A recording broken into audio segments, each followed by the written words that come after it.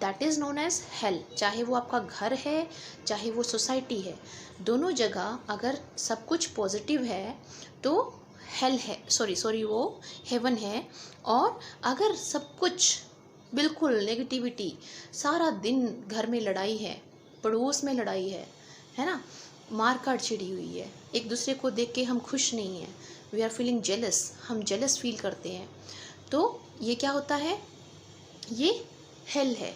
What the hell, क्या नर्क बना रखा है ना। तो could not be found in geography, ये तो जबकि कहीं है ही नहीं, एग्जिस्ट ही नहीं है, इनका तो कोई अस्तित्व ही नहीं है। And therefore could not be, और इसीलिए इनका तो कहीं होना मानना एक समान है ना, होना ना होना। तो क्या ये वो दिन था जब मैंने इस तरह से अपनी लॉजिकल थिंकिंग से इस सही, यानी कि एक बनी बनाई कहानी में और रियलिटी में जान पहचान जब मैंने करनी शुरू करी, जब मैंने शुरू किया कि किसी चीज़ के पीछे लॉजिक क्या है, किसी के पीछे तर्क क्या है, किसी बात के पीछे क्या कारण है, ये बात क्यों बनाई गई है, क्या ये वो दिन था जब मुझसे मेरा बचपना, मेरा जो गोल्डन पीरियड है वो गुम हो गया। जो नेक्स्ट स्टेंजा है, इन दिस बेटा again he is asking the same question, when did my childhood go? Was it the time I realized that adults were not all they seemed to be? They talked of love, preached of love, but didn't act so lovingly? Was that the day? Again, एक तो देखिए इसमें फिर से refrain है, ठीक है, और एक देखिए इसमें was it the time, है ना, I realized that adults were all they seem to be। तो इसमें जो है ये हमारी एक लाइन जो है नेक्स्ट लाइन में चली गई है, एक लाइन में इसके विदाउट पंक्चुएशन इसकी एंडिंग 2 लाइन्स में हुई है, ठीक है।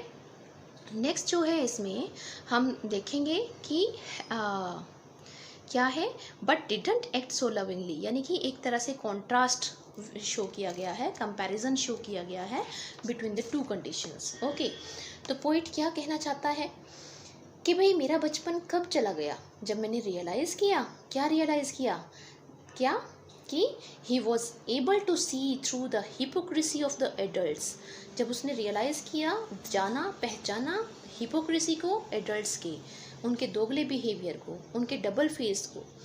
These people follow double standards, actually following the preaching different standards of the behavior.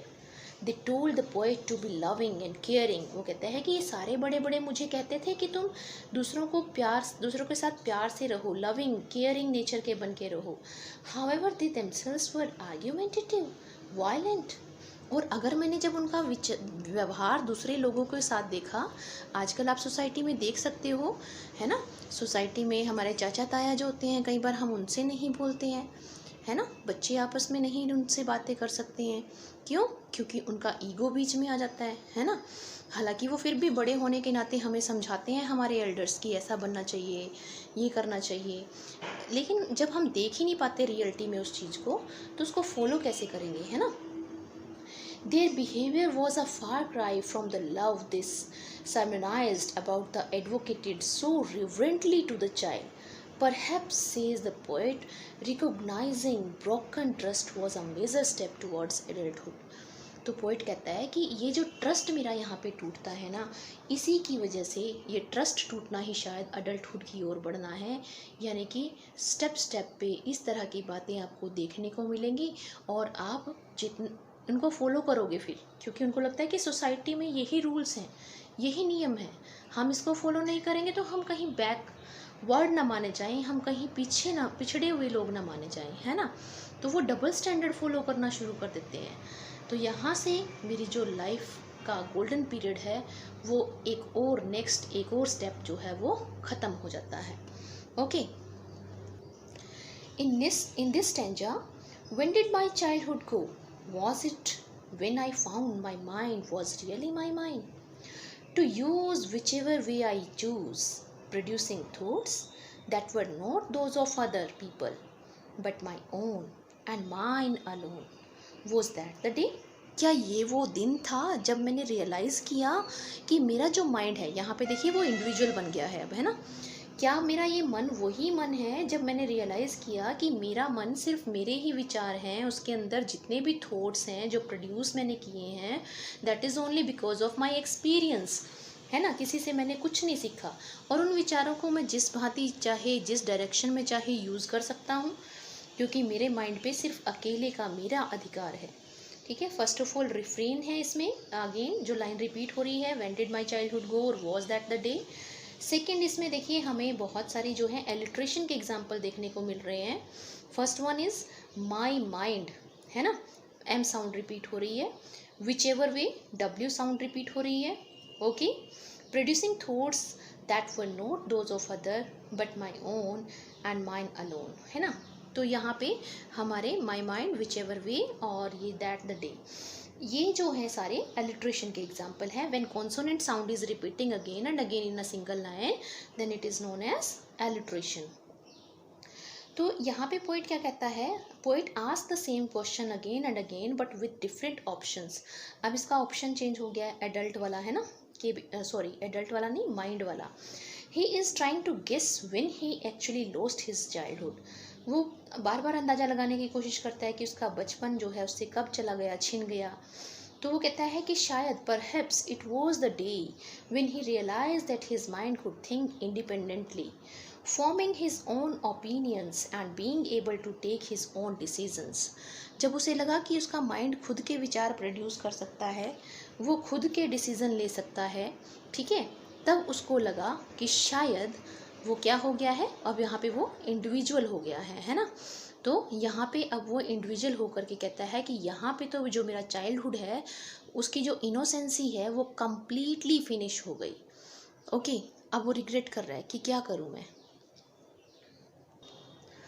तो इस रिग्रेटनेस के लिए, ये रिग्रेटनेस शो करने के लिए वो क्या, अब उसका लास्ट क्वेश्चन क्या बन जाता है फोर्थ स्टैंजा में, where did my childhood go, कहाँ चला गया, कहाँ से ढूंढ के लाऊं मैं उस बचपने को, कैसे मैं फिर से वही बचपन वाला एक इनोसेंट सा और सबकी लविंग केयरिंग, है ना, नेचर वाला, सबका अटेंशन पाने वाला, कैसे मैं दोबारा से बन सकता हूँ।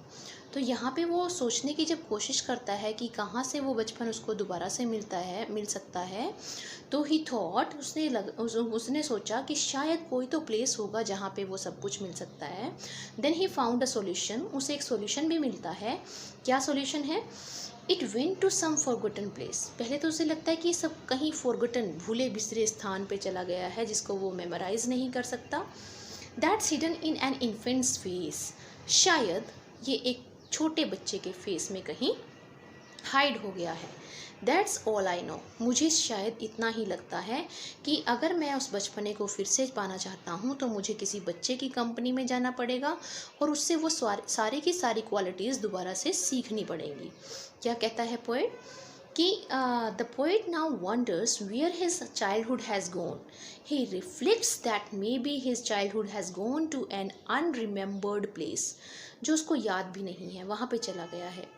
The poet also sees that childhood can be found in the innocent face of a child who doesn't have any pretensions and rationality and who trusts others unconditionally, जो ना तो कोई दिखावा करता है, ना ही लॉजिकल थिंकिंग फॉलो करता है, ना ही दूसरों को मतलब कि धोखा देता है, प्यार करता है, भरोसा करता है, बट अनकंडीशनली।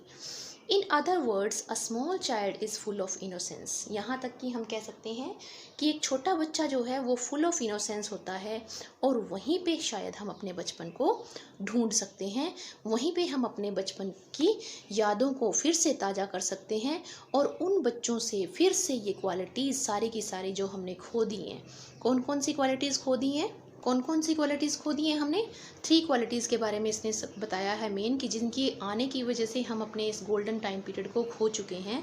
एक तो सबसे पहले है रेशनलिज्म, जो फर्स्ट स्टेज है जब हम 10-11 साल के होते हैं। सेकंड उसने बोला है हिपोक्रेसी, यानी कि जब लोग डबल फेस अपनाना शुरू कर देते हैं। थर्ड उसने बोला है इंडिविजुअल, यानी कि जब हम सेल्फ सेंटर्ड हो जाते हैं, है ना। तो वो कहता है कि यहाँ पे बहुत ये तीनों स्टेजेस जो हैं वो मेच्योर बनने के लिए एक तरह से इंक्लूड होती हैं हमारे ग्रोथ में, ठीक है। लेकिन ये तीनों ही कहीं ना कहीं हमारे इस ग्रोन अप प्रोसेस में हमें हमारी जो एक तरह से गोल्डन टाइम पीरियड है, जो हमारी गुड क्वालिटीज़ हैं, उनसे कहीं दूर कर देती हैं, ठीक है। तो पोइट कहता है कि जब भी हम ग्रो होते हैं, जब भी हम ग्रो अप करते हैं, बड़े होते हैं, तो हमें इन तीनों को एक तरह से बुराई ही यहाँ पे पोइट एक तरह से कहना चाह रहे हैं कि इन तीनों को हमें हमसे दूर रखना चाहिए, इन्हें हमारे अंदर एंटर नहीं करना देने चाहिए। जैसे कि एक बच्चा होता है इनोसेंट, हमें फॉरएवर ऐसे ही रहना चाहिए, तब जो वर्ल्ड है that will be the good one, है ना, द बेटर वन, बेस्ट। और ना बेटर होगा ना गुड होगा, बल्कि द बेस्ट होगा, है ना। So I have told you poetic devices also, साथ साथ मैंने आपको पोइटिक डिवाइसेस करा दी हैं। मेन जो पोइटिक डिवाइसेस हुई हैं इसमें रिफ्रेन, एलिट्रेशन, एंटीथेसिस एंड एंजेबमेंट। एंजेबमेंट मैंने आपको बताई थी कि विदाउट एनी पंक्चुएशन ब्रेक अगर एक लाइन दूसरी लाइन में एंटर करती है, ठीक है, जैसे कि वॉज सेकेंड स्टैंजा में देखिए, was at the time I realise that adults were not all they seem to be. ये जो लाइन है वो है एंजेबमेंट की, ठीक है। यहाँ पे बिना कोई पंक्चुएशन ब्रेक के एक लाइन सेकेंड लाइन में एक्सीड कर जाती है और तब जाके उसका मीनिंग जो है वो पूरा हो पाता है। एलिट्रेशन कॉन्सोनेंट साउंड की रिपीटेशन है, लाइक माई माइंड्स, म साउंड रिपीट हो रही है।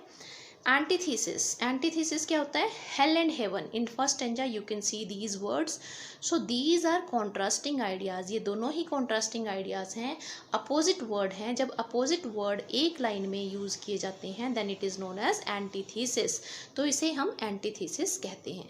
Okay, so I hope you have got the message, theme and everything, poetic devices of this poem very clearly.